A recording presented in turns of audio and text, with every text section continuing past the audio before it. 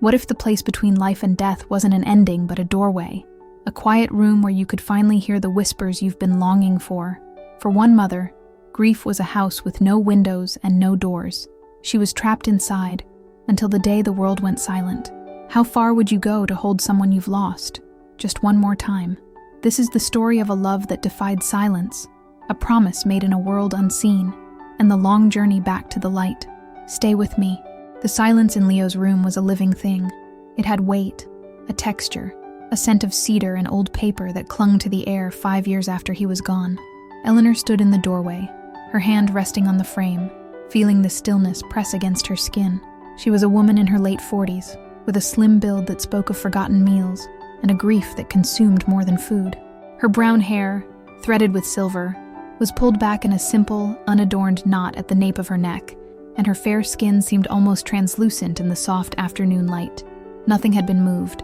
A worn baseball with frayed red seams sat on his desk, next to a stack of books he was supposed to have taken to college. A faded poster of Saturn, with its impossible, beautiful rings, was still tacked to the wall. For 5 years, this room had been her sanctuary and her prison.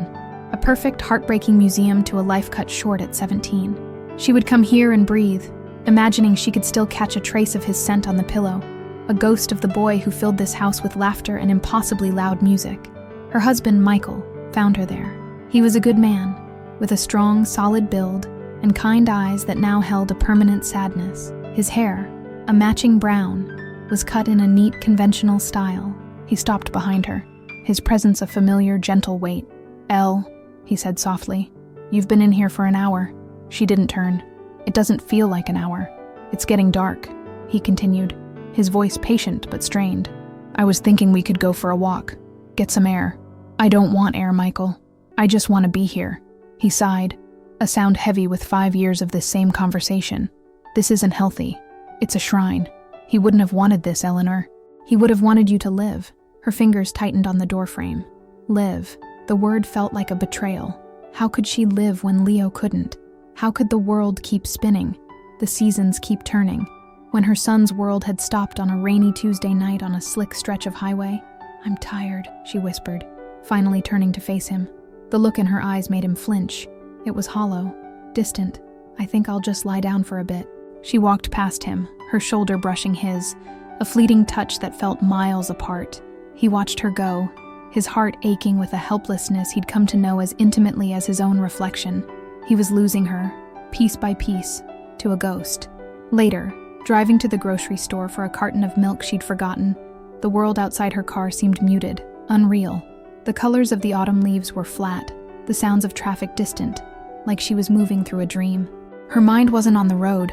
It was in Leo's room, tracing the scuff marks on his floor, remembering the day he'd tried to teach her a chord on his guitar, his young, patient hands guiding hers. A memory surfaced, so sharp and clear it felt like it was happening right now. Leo, age 6, falling off his bike, his knee scraped and bleeding. He'd looked up at her, his big blue eyes filled with tears, not of pain, but of shock.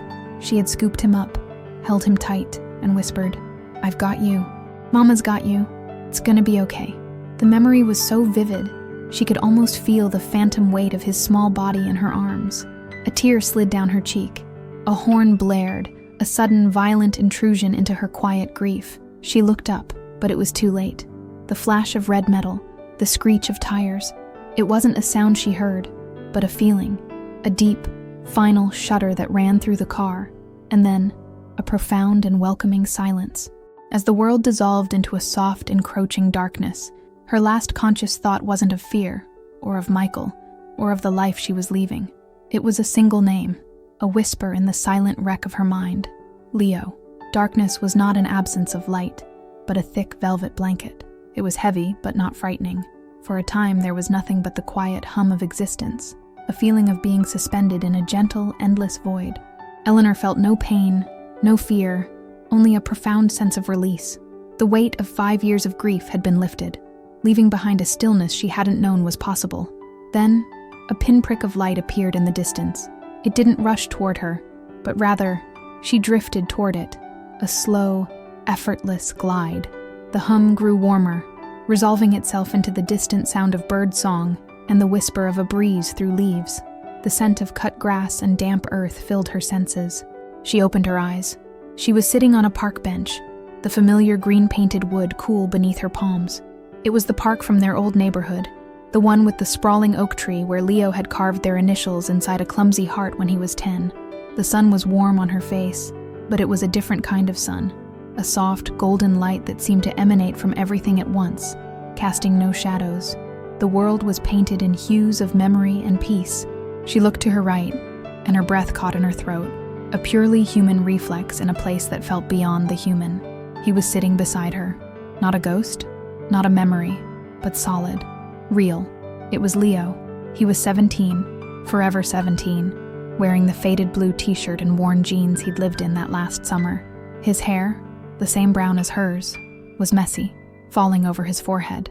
He had his father's kind eyes, but the smile that touched his lips as he looked at her was all his own.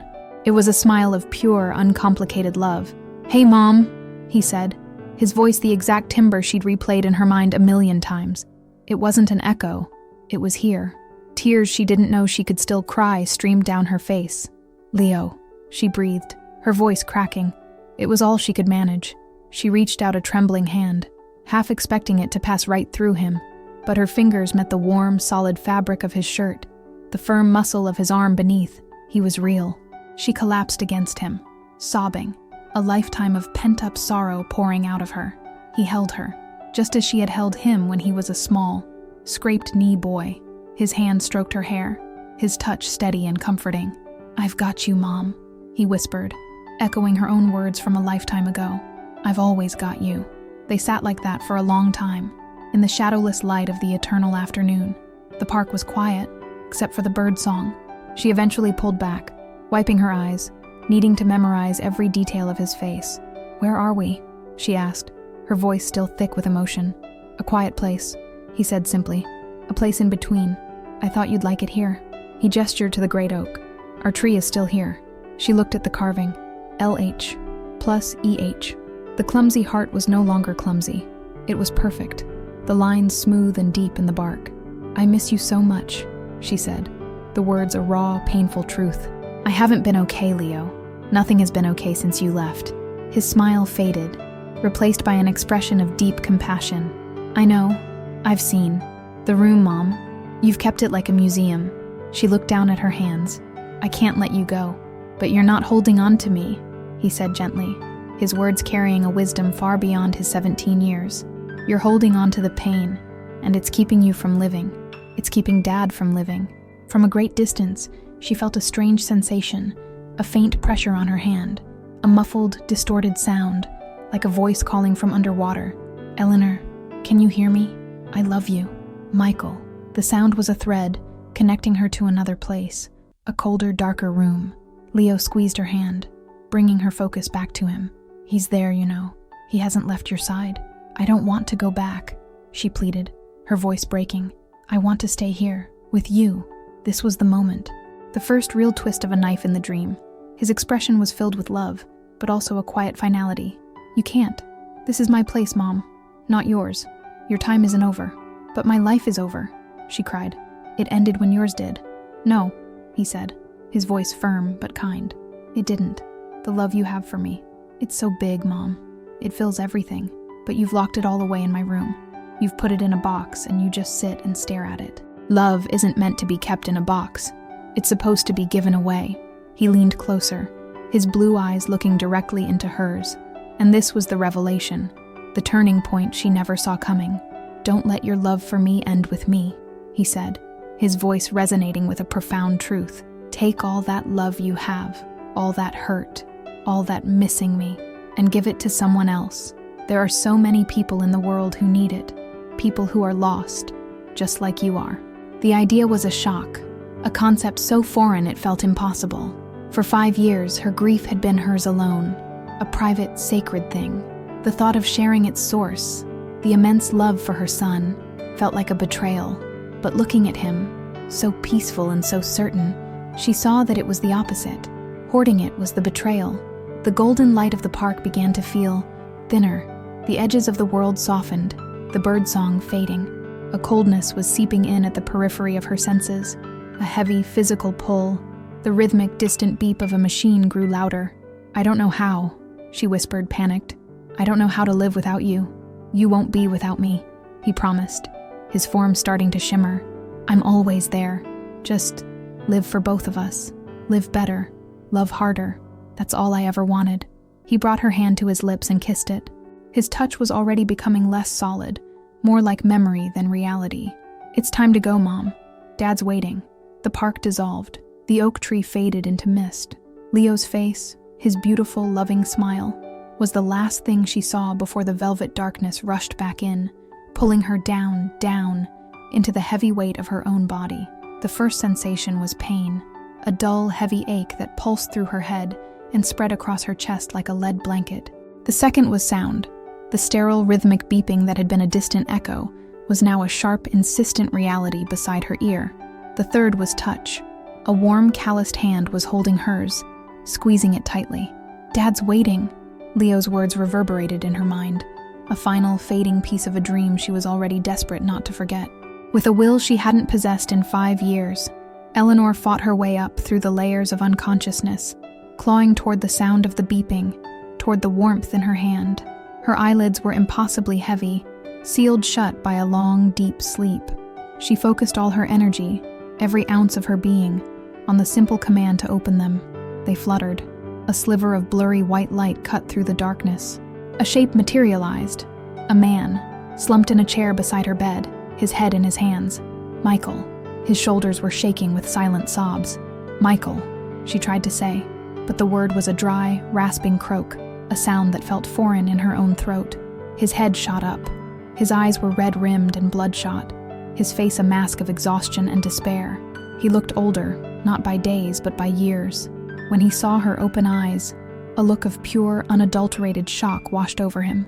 "Eleanor," he whispered, his voice hoarse with disbelief. He leaned closer, his face just inches from hers. "Oh my God, Eleanor, you're awake." Tears streamed freely down his face now, but they were not tears of sorrow. He squeezed her hand, a lifeline. "The doctors, they said you weren't responding. They were talking about letting you go." The words hit her with the force of a physical blow. They had been about to give up. While she was sitting with Leo in a sunlit park, her life here had been fading, the thread stretching thin. The choice she'd made, or the one Leo had made for her, was more final than she had realized. She tried to speak again, wetting her cracked lips. "Leo," she managed, the name a fragile puff of air. Michael's face crumpled. He thought she was delirious, lost in the fog of her trauma. "Shh, Elle, it's okay. You were in an accident. You've been in a coma for almost 2 weeks. Just rest." "No," she insisted, finding a flicker of strength. She had to make him understand. This wasn't a dream. It was a message. "I saw him. I was with him." Michael's expression shifted from relief to a deep, familiar pain. He thought her grief had finally broken her mind. "Eleanor, please, don't do this to yourself. You need to rest. You need to heal." This was the true climax. Not the car crash, not the coma, but this moment of raw, desperate communication. She was back, but she was alone with her truth, a truth that sounded like madness to the one person she needed to believe her. Frustration and panic rose in her chest. How could she make him see? How could she explain the impossible? She squeezed his hand, her grip surprisingly firm, her eyes locked on his, pleading. He told me to stop," she said, each word a monumental effort. "Stop holding on to the pain." Michael froze. He had said those exact words to her countless times. He wouldn't have wanted this. He would have wanted you to live. But hearing them now, from her, in this broken, raw state, felt different. He said, she continued, her voice gaining a sliver of clarity, "Don't let the love end with me. Give it away." It was then that Michael saw it. The look in her eyes. The hollowness was gone. The distant, vacant stare that had been his companion for 5 years had been replaced by a light. It was a fragile light, flickering and uncertain, but it was there. It was the Eleanor he had married, the woman he had fallen in love with, looking back at him from behind the mask of grief. The second revelation hit him, a quiet, staggering truth. It didn't matter if it was real, if it was a hallucination, a dream, or a miracle. What mattered was the change. The shift in her soul was palpable.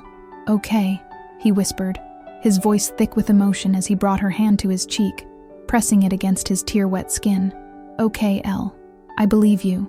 He didn't mean he believed she had traveled to another world. He meant he believed in her. He believed in the transformation he was witnessing. And in that moment, surrounded by the cold, sterile hum of machines, their shared grief, which had been a wall between them for so long, became a bridge. Eleanor closed her eyes, not in sleep, but in a moment of profound, bone-deep relief. The fight was over. She wasn't alone with her promise.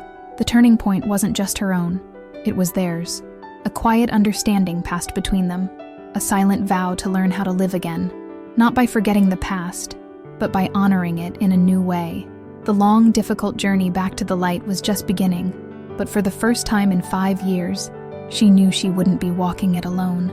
Recovery was a slow, arduous process. Days blurred into weeks in the sterile white of the hospital.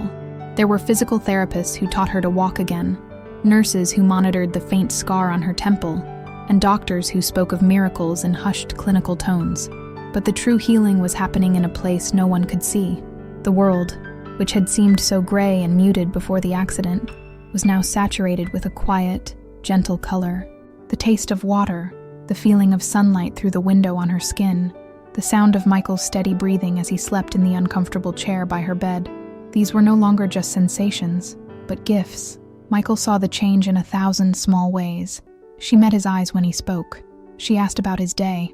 One afternoon, she reached for his hand first, her fingers lacing through his, not with desperation, but with a simple, solid affection that had been absent for years. He was no longer a fellow mourner, but her husband again. The day she came home, she paused on the threshold, taking a deep, steadying breath. Michael stood behind her, ready to catch her if she faltered.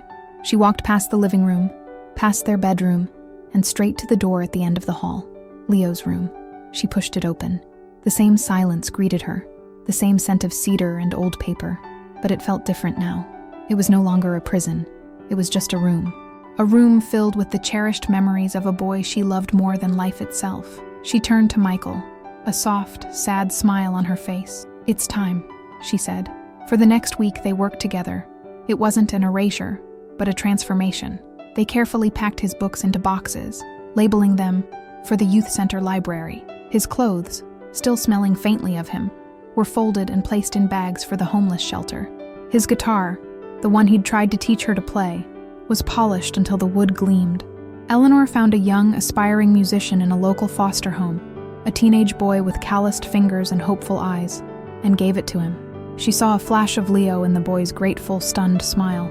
With each box packed, with each item given away, a little more light seemed to enter the house. They didn't empty the room completely. The poster of Saturn remained on the wall. The worn baseball with the frayed red seams was placed on a small shelf in the living room, not as a shrine, but as a quiet, happy memory. The room itself was repainted a warm, gentle yellow, and a comfortable armchair was placed by the window. It became a place for reading, for quiet conversation, a room for the living. Eleanor found her purpose not in one grand gesture, but in 100 small ones.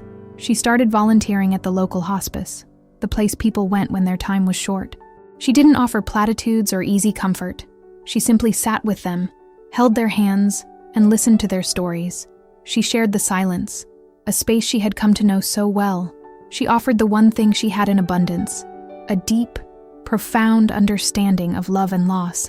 She was giving her love for Leo away, not losing it, but multiplying it, letting it touch lives he never could. One crisp autumn evening, a year after the accident, Eleanor and Michael stood on their back porch, watching the sunset paint the sky in strokes of orange and purple. She leaned her head on his shoulder, his arm wrapped securely around her. She looked different now. Her brown hair, still threaded with silver, was worn down, soft around her shoulders. There was a healthy color in her cheeks, and the light in her eyes was steady and warm. "I was thinking about him today," she said quietly, her voice clear and even. "I was telling one of my patients about the time he tried to build that ridiculous go-kart in the garage." Michael smiled, a real, genuine smile that reached his eyes. "The one with the lawnmower engine? I think it took 3 steps off the porch before it fell apart." They laughed together, a soft, shared sound that floated into the twilight. The memory wasn't a source of pain anymore. It was a comfort, a story to be told, a piece of Leo that was still alive in the world. She looked up at the sky, where the first star of the evening was beginning to prick the deepening blue. She didn't feel the need to speak to him, to send a message into the vastness.